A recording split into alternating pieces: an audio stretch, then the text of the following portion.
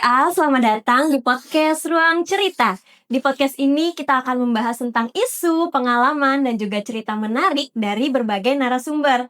Nah, di podcast kali ini kita sudah bersama dengan Bapak ADP Marbun. Selamat pagi, Bapak. Selamat pagi, apa kabar? Alhamdulillah, baik.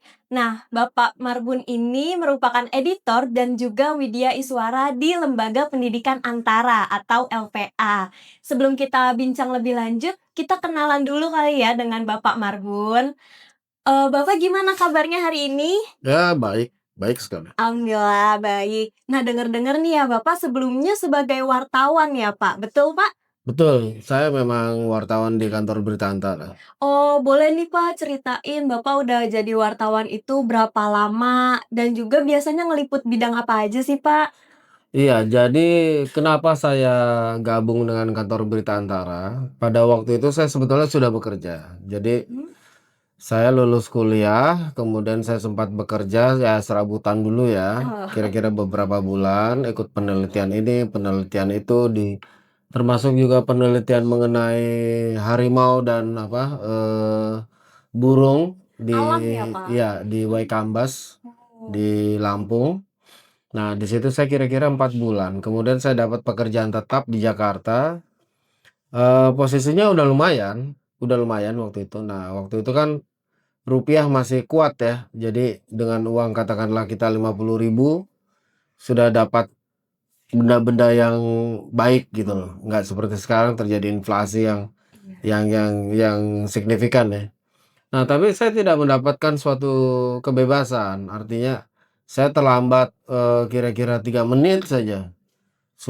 Wah, pemilik perusahaan itu sudah sangat marah, luar biasa gitu loh. Ada teguran dan, betul-betul saya tuh akhirnya saya berpikir saya harus bekerja di bidang yang memungkinkan saya untuk beraktivitas di luar ruang. Mhm. Tapi juga saya harus mendapatkan pengetahuan dan, suatu nilai petualangan yang yang baik ya. Akhirnya saya mencoba melamar sebagai wartawan, sebagai peneliti. Saya melamar, ke banyak sekali media massa karena pada waktu itu kan untuk, lowongan pekerjaan masih banyak yang masih memakai koran Iya. dan sebagainya ya. Jadi saya membaca suatu harian nasional. Di situ dikatakan bahwa, kantor Berita Antara memerlukan wartawan-wartawan, cuman jumlahnya tidak diberitahu berapa, ya sudah saya layangkan.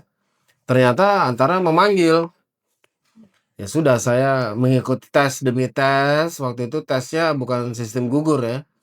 Jadi, kita lalui semuanya dulu baru ketahuan kita diterima atau enggak. Akhirnya setelah wawancara akhir, saya diputuskan bersama 16 teman saya yang lain, itu menjadi wartawan muda Antara dan bergabung bersama total 33 orang. Mhm. Itu saya masuk dalam, sesi pendidikan in-house training ya, namanya kursus dasar pewarta di kantor Berita Antara. Itu tahun 96 akhir tesnya, 97 itu pendidikannya, Wah, kira-kira 7 bulan atau 7,5 bulan. oh udah lama banget ya, Pak, ya? Sudah lama sudah. Berarti termasuknya Bapak udah wartawan senior ya, Pak? Iya, Udah dari kira-kira saya begitu, sebelum lahir kira-kira. malah, Oh udah begitu ya? jadi iya, udah jadi wartawan. Iya. Nah, itu biasanya, selama wartawan Bapak liput apa aja tuh, Pak? Saya mengawali karirnya jadi begini, waktu itu Antara punya semacam kurikulum karir ya. Mmm. Jadi semua wartawan muda yang lulus Susdape itu diselenggarakan oleh LPJA, Lembaga Pendidikan Jurnalistik Antara. Tempatnya di Pasar Baru ini, di gedung sebelah waktu itu, yang sekarang menjadi gedung redaksi.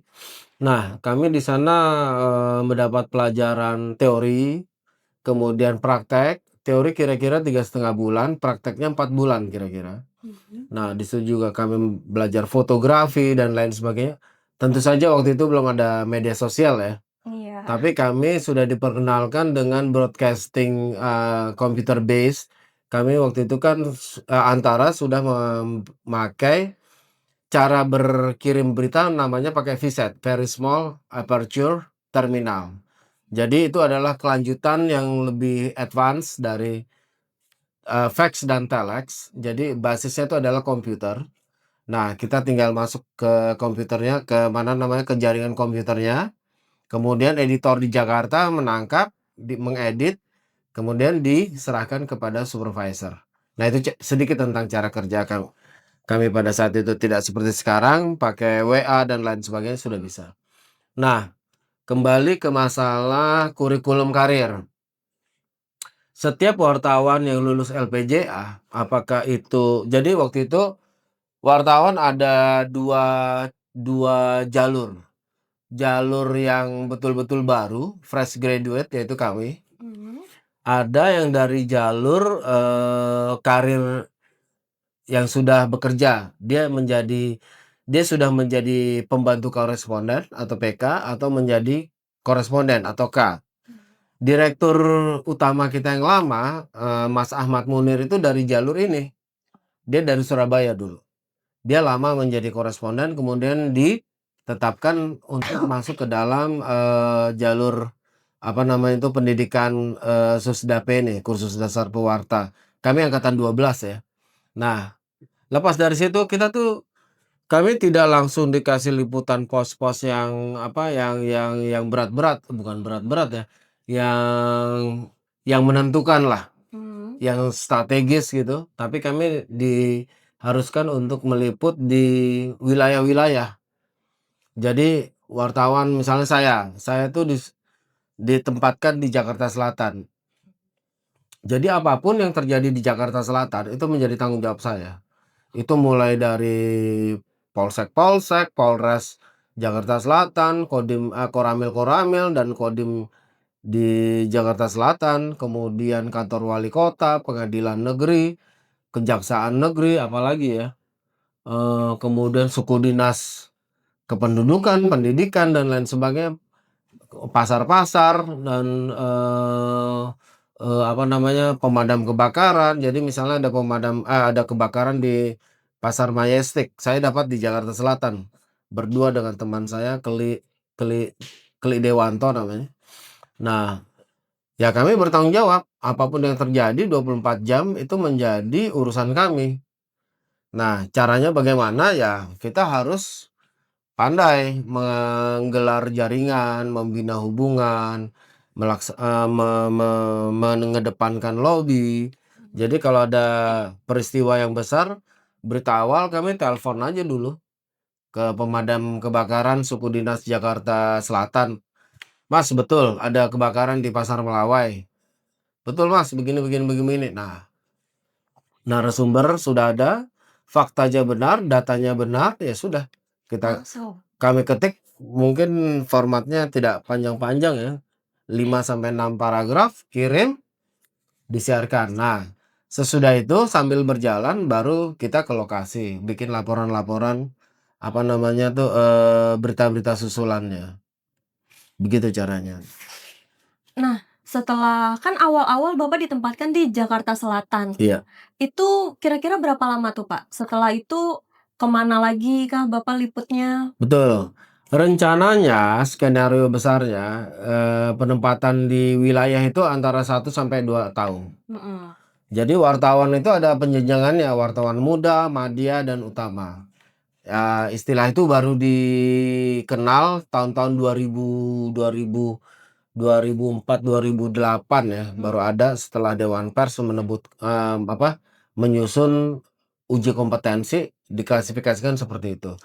Tapi karena Antara ini adalah kantor berita yang besar ya, yang terbesar di Asia Tenggara dan kemudian yang termasuk paling senior di kawasan, kita memiliki standar penjenjangan karir itu yang memang sudah baku. Jadi biasanya di wilayah itu 2 tahun, 3 tahun, kemudian baru kita masuk ke pos-pos di departemen atau pos yang non departemen.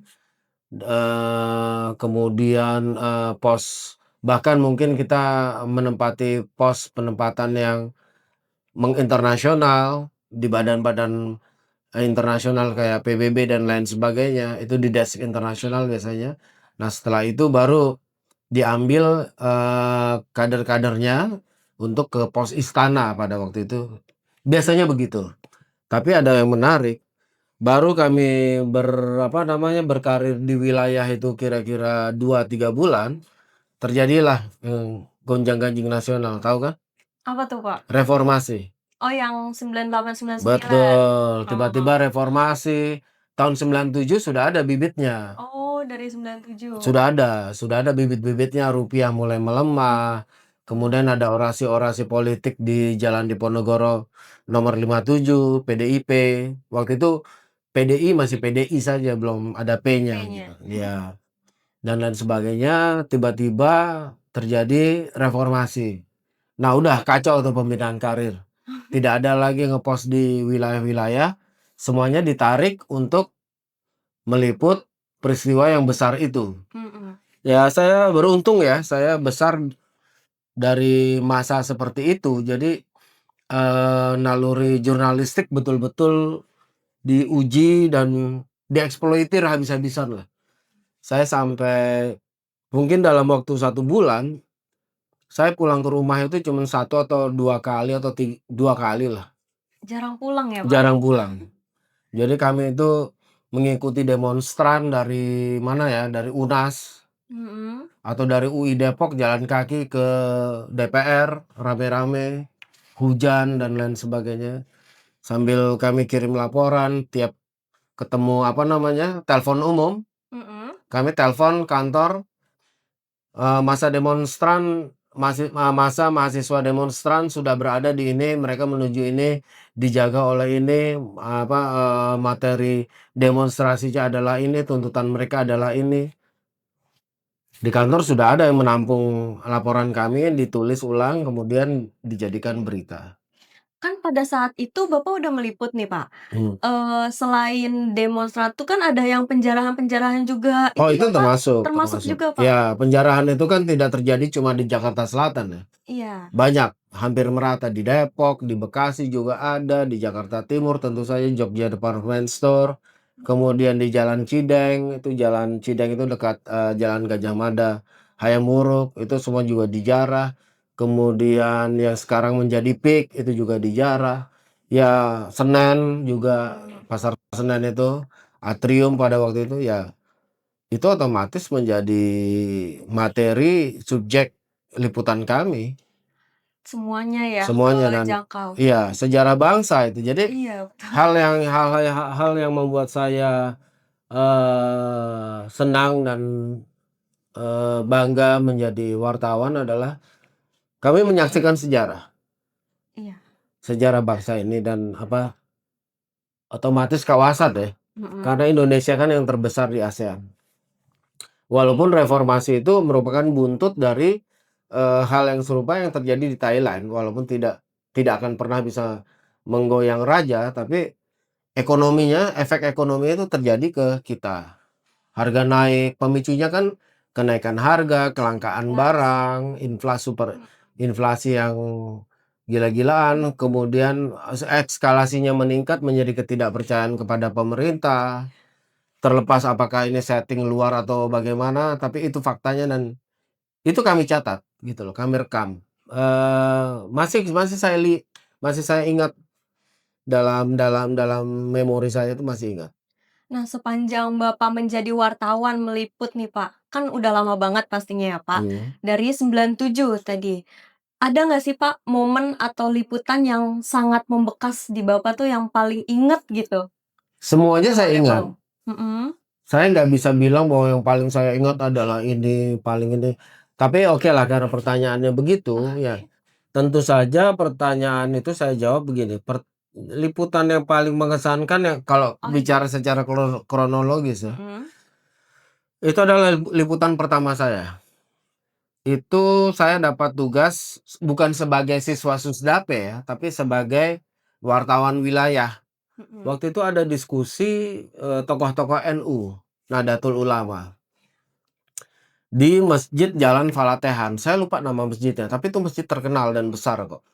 Nah, di situ ada pamannya Gus Dur, ya kan? Pamannya Gus Dur yang seringkali justru berseteru. Mereka ini sering sering berdebat kan, sering tidak tidak tidak sepaham lah Mhm. keluarga mereka ini, keluarga besar ini. Nah, Intinya ada masalah internal apa di NU yang harus menjadi porsi nasional lah, begitu.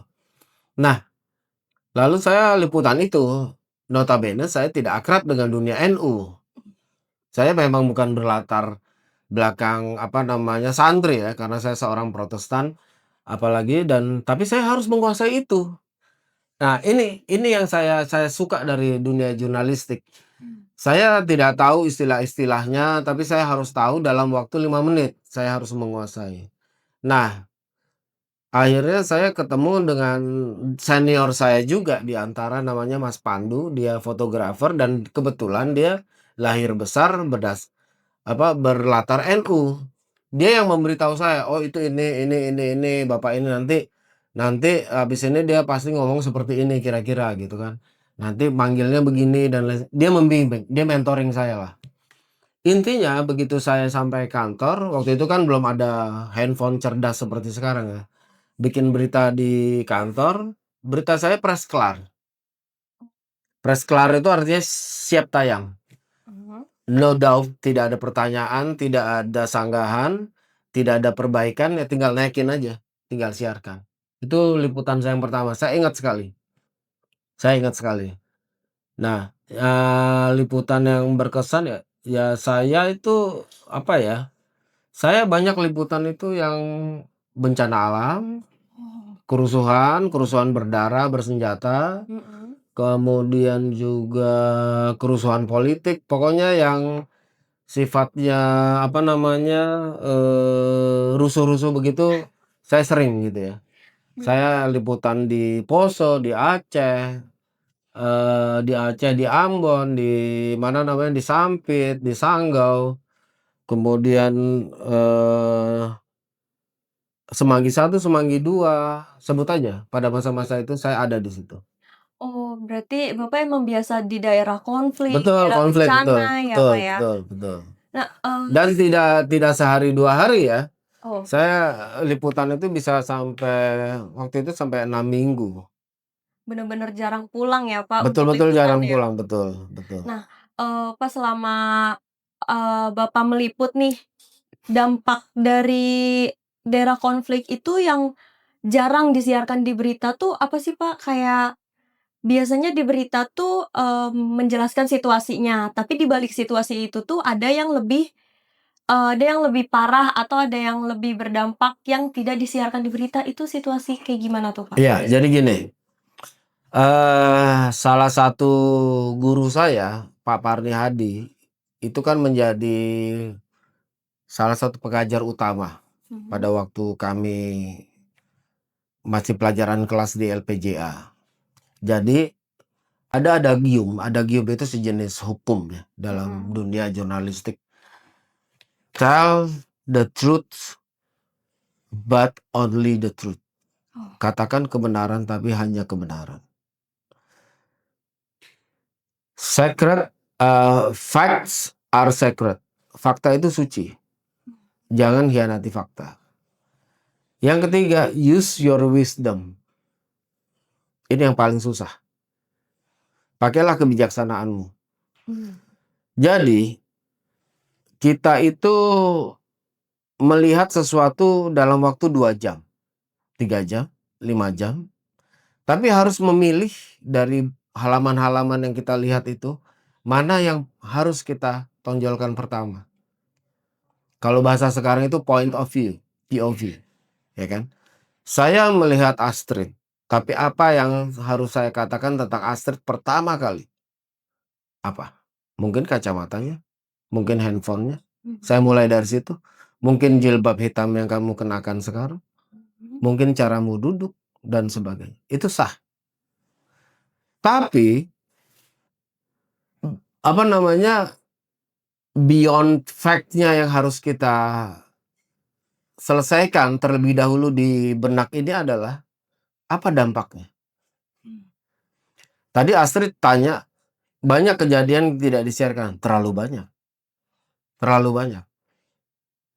Tapi kalau kita siarkan itu secara apa adanya, kalau bahasa ininya adalah secara telanjang apa adanya, Mhm. Ingat zaman itu media sosial, apa namanya, IT, informasi, tidak seperti sekarang ya, masih mengandalkan koran cetak, TV, televisi, betul-betul di televisi. Nggak semudah sekarang ya Ya nggak dapat semudah sekarang, informasi. dan tapi ada bagusnya, waktu itu tidak ada hoax, tidak ada yang lain-lain seperti itu. Nah, jadi dari semua yang kita lihat itu kita harus menimbang, apa nih efeknya? Apakah dari misalnya saya memulainya itu dari darah. Darah berceceran di jalan apa, di Sampit, dan setelah, kelompok masyarakat apa, menyerbu lawannya yang terjadi ini. Betul itu faktanya, tapi apakah hal yang menyeramkan tidak terjadi di belahan lain Indonesia? Disitulah penting pengalaman, kebijaksanaan. Kita tidak menyembunyikan fakta, kita tidak membohongi fakta, tapi kita memilih mana yang menjadi agenda untuk kepentingan bersama. Di situ bedanya antara dengan media massa yang lain. Begitu. Oke, Pak. Nah, kalau dilihat kan Bapak ini udah sering banget ya terjun langsung ke daerah konflik untuk meliput. Nah, sekarang ini kan lagi panas nih ya Pak, konflik Iran dengan Iya, Amerika ya iya. Pak. Nah, kalau dari perspektif Bapak sendiri yang biasa melihat daerah konflik, itu situasinya tuh gimana sih Pak? Separah apa sih Pak? Dan, apa yang akan langsung berdampak bagi kita masyarakat biasa gitu Pak? Oke. Yang pertama, tentu saja tidak ada siapapun dari kita berdua yang ada yang menyaksikan secara langsung apa yang terjadi di Irak. Iya, Betul, ya, itu satu. iya. Yang kedua yang pasti, itu adalah keadaan perang. Mhm. Perang dalam arti perang yang sebenarnya. Yang namanya perang itu adalah situasi di mana ada suatu pihak yang melancarkan serangan bersenjata kepada suatu pihak untuk tujuan tertentu yang dikendalikan oleh pihak penyerang. Tapi untuk kasus Iran, keadaannya itu menjadi unik karena pihak yang diserang itu mampu memberikan serangan balik Mmm, secara tidak terduga dalam tempo yang cepat, momentum yang cepat. Nanti saya jelaskan lagi apa itu momentum. Kemudian dengan kelas persenjataan yang ternyata tidak kaleng-kaleng, mhm. cukup membuat repot penyerang dengan dampak yang luar biasa. Nah, tadi kan nanyanya kan dampak ya. Iya. Oke, dampak bagi kita memang tidak ada ancaman keamanan, nggak ada. Tidak ada rudal nyasar kemari, tidak ada apa namanya pendaratan pasukan apalagi di Indonesia, enggak.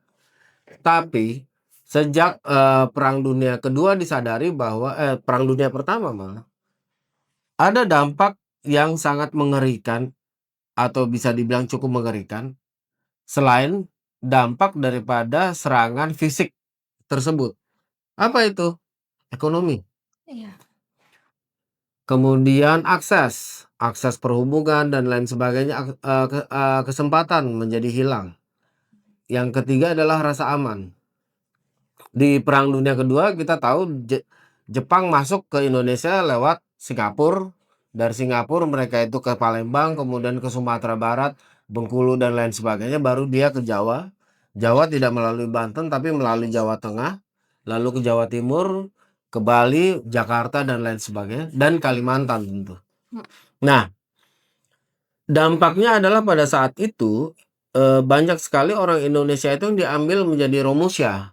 Tidak seketika pada saat dia mendarat bulan Februari 1942 lalu Romusha itu diambil. Romusha tahu kan? Iya, tahu. Pekerja paksa itu. Iya.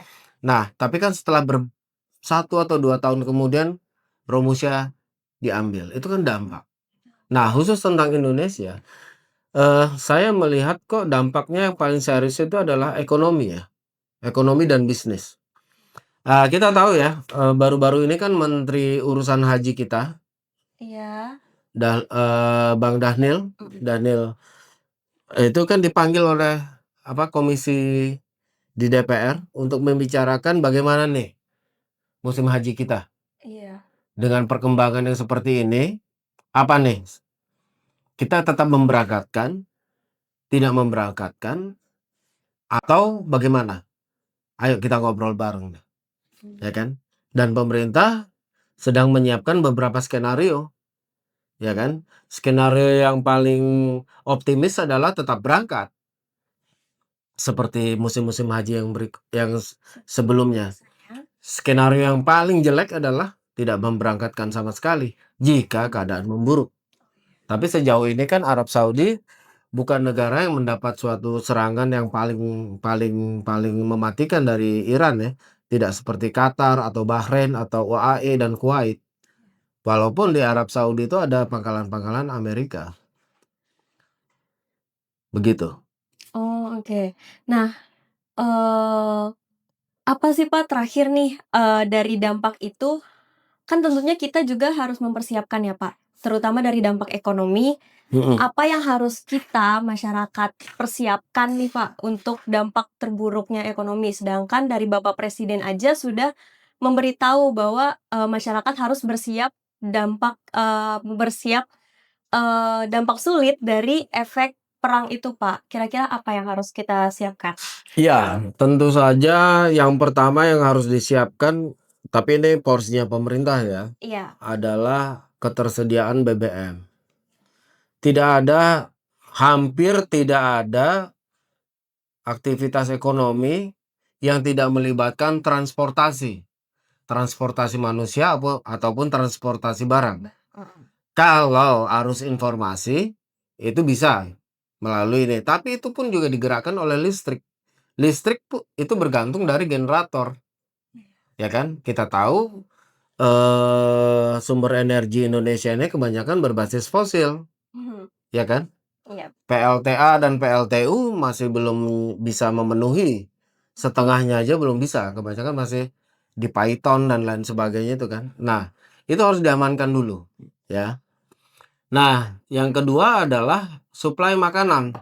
Jadi kita kembali berpikirnya itu adalah harus dalam kerangka survivability rate kita itu harus ditingkatkan. Apa itu? Makanan, barang kesehatan, kemudian barang apa namanya energi, kemudian masalah perumahan dan sandang. Oh.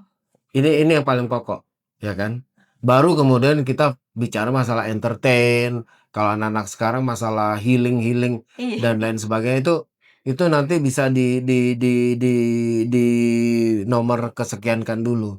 Tapi kalau saya punya pikiran, perang ini tidak akan berlangsung lama. Lama itu artinya lebih dari 3 bulan, tidak akan lebih. Karena, kita tahu biaya perang ini sangat mahal ya. Betul. Nah, satu hari bertempur saja meluncurkan apa, rudal-rudal itu ada yang berkata ini menghabiskan biaya antara 900 juta dolar sampai 2 miliar dolar satu hari dari kedua pihak. Wah, besar banget, Pak. Besar sekali, besar sekali. Oke, Bapak, sebelumnya berarti apa yang harus kita siapin siapin tuh terutama sandang, pangan, bahan pokok ya, Pak, Betul, ya, bahan sebagai masyarakat betul. untuk mengantisipasi dampak terburuknya ya, Pak, dari Artinya perang ya, itu ya? artinya bukan berarti kita lalu menimbun supaya Iya. jangan salah paham ya, kita Benar menimbun benar. beras dan sebagainya, bukan. Nggak yang Kita panic buying juga betul, ya, Pak? jangan, masih masih jauh kita untuk Oke. panic buying. Kita nggak punya alasan yang cukup untuk panic buying karena harga-harga juga masih terkendali, masih aman ya kan. Tadi saya naik Gojek dari Merdeka Barat kemari itu harganya masih 10.500 dan sebagian di Gojek motor ya. Mhm. Nah, artinya begini, kita itu harus siap-siap berpikir untuk keadaan yang tidak ideal. Ya, artinya kita harus mulai membiasakan diri untuk ya kalau yang suka nongkrong jangan mengutamakan nongkrong lagi. Mhm. Kalau apa namanya, kalau kebiasaan apa namanya, jalan-jalan, ya kita mulai membiasakan diri untuk, membatasi hal-hal seperti itu supaya nanti kalau tiba waktunya kita tidak tidak secara mental, secara psikologi kita udah siap. Karena kesiapan mental dan kesiapan psikologi itu sangat penting dalam menghadapi keadaan-keadaan yang darurat. Bercermin dari pengalaman saya meliput keadaan-keadaan, daerah-daerah konflik, jangan pernah memimpi bahwa bisa tidur di atas kasur yang bagus. Siap-siaplah untuk tidur tuh di atas kardus atau malah tidur, bersama apa namanya tuh, barang-barang bantuan dan lain sebagainya. Oh, oke Bapak. Sebelumnya terima kasih banyak nih Iya, Pak atas informasinya dan juga cerita-cerita menarik sama-sama dari Astrid. Bapak. Bapak Iya. juga tahu banget nih Gen Z uangnya habis buat jalan-jalan, buat healing gitu. Ya, obrolan ini tuh kita banyak banget pengetahuan baru dan juga, jadi tahu nih perspektif yang sebelumnya kita nggak tahu gitu, Iya. Pak. Terima kasih juga untuk sobat LPA yang sudah mendengarkan podcast Ruang Cerita kali ini. Sampai jumpa di podcast selanjutnya. Bye-bye, see you. Terima kasih.